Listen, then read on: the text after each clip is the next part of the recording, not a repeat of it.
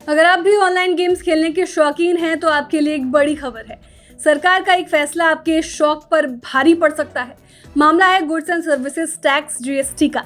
GST council का हालिया फैसला न सिर्फ आपकी जेब पर भारी पड़ सकता है बल्कि इस पूरी इंडस्ट्री को बर्बादी की कगार पर भी ले जा सकता है।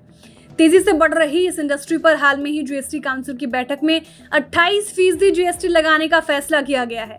जीएसटी काउंसिल की 5वीं बैठक में फैसला हुआ है। ऑनलाइन गेमिंग, कसिनो और हॉर्स रेसिंग जैसे खेलों पर ये तगड़ा टैक्स सरकार ने थोप दिया है और ये टैक्स आपकी जेब पर तगड़ी चोट करेगा। साथ ही ऑनलाइन गेमिंग इंडस्ट्री पर भी ये टैक्स भारी पड़ सकता है।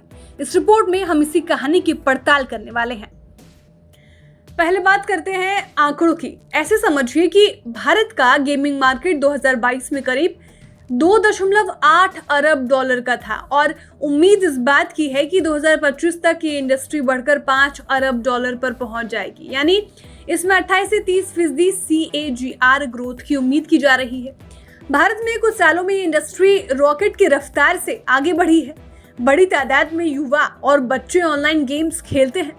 आंकड़ा बताता है कि 2022 में ऑनलाइन गेमर्स की तादाद 42 करोड़ थी।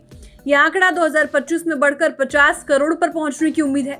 इसका मतलब है कि महज 3 साल के भीतर देश की 1/3 से ज्यादा आबादी ऑनलाइन गेमिंग से जुड़ी होगी। तो ये तो बात थी देश में ऑनलाइन गेमिंग के मार्केट साइज की। अब सरकार के आदेश का असर समझते हैं। नए जीएसटी रूल्स के हिसाब से आपको किसी ऑनलाइन गेम पर खर्च किए गए 100 रुपए पर 28 रुपए बतौर जीएसटी चुकाने होंगे।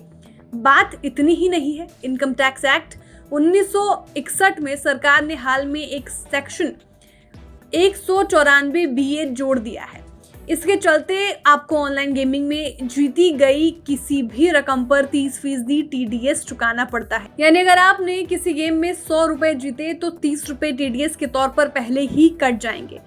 ऑनलाइन गेमिंग कंपनियों की मुश्किल तो और भी बड़ी है। जीएसटी पर आए फैसले से इनका धंधा बुरी तरह से चरमरा सकता है। ईडी की खबर के मुताबिक टैक्स अथॉरिटीज अब 40 ऑनलाइन गेमिंग कंपनियों को फ्रेश टैक्स डिमांड नोटिस भेजने की तैयारी कर रही हैं। माना जा रहा है कि इन कंपनियों को कुल मिलाकर 10,000 करोड़ रुपए तक के जीएसटी चुकाने के लिए कहा जा सकता है। इतना ही नहीं, केंद्र सरकार 21,000 करोड़ रुपए के गेम्स क्राफ्ट टैक्स मामले में कर्नाटक हाई कोर्ट के फैसले के खिलाफ सुप्रीम कोर्ट में अपील कर सकती है। सरकार के टैक्स के चलते इस सेक्टर की लिस्टेड कंपनियों डेल्टा कॉर्प और नजारा के शेयरों में गिरावट देखने को मिली है। गेमिंग इंडस्ट्री सरकार के फैसले से चिंतित है और उसे लग रहा है कि 28% जीएसटी उनके कारोबार पर तगड़ी चोट करेगा।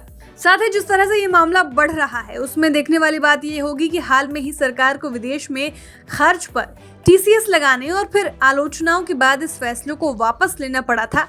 उसे देखते हुए क्या सरकार को ऐसा ही ऑनलाइन गेमिंग पर 28% जीएसटी के फैसले पर भी करना पड़ सकता है।